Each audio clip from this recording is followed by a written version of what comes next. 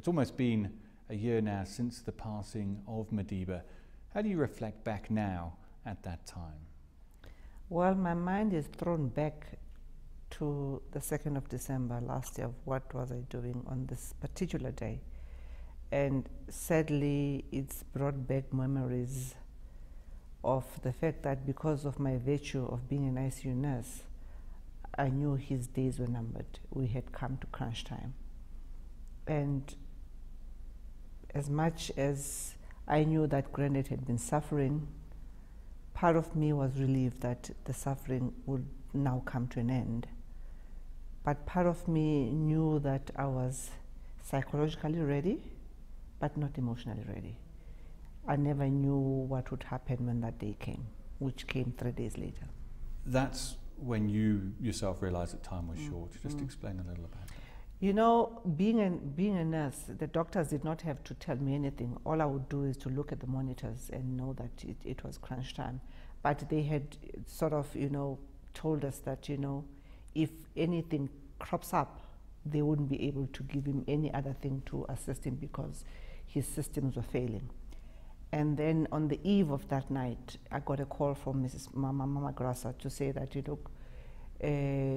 please, I've been trying to get hold of your aunt, can you try and get hold of her? If you can't, drive to her house.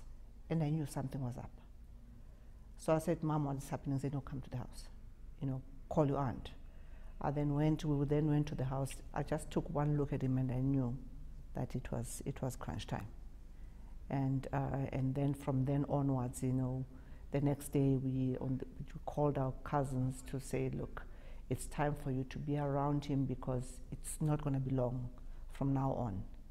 And we all took turns, and from the 3rd, 4th, and the 5th, we all rallied around him, and we'd take turns on the 5th, on that day, from 6 o'clock, we're all at the house, but during the day also we're taking turns, but from 6 o'clock, we knew that it was only a matter of hours.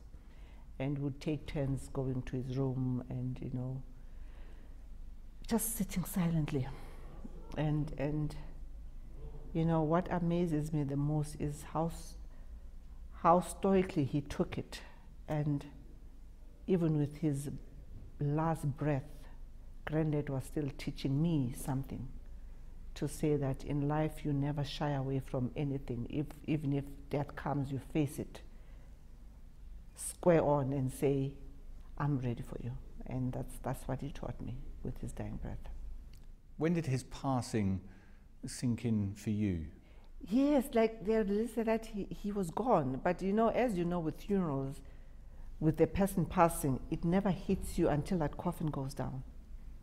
And on the 16th of December, on the 15th of December, when that coffin went down, when we were throwing flowers, we knew that you'd never see him. At least when he was lying in state, it was a body. It was him.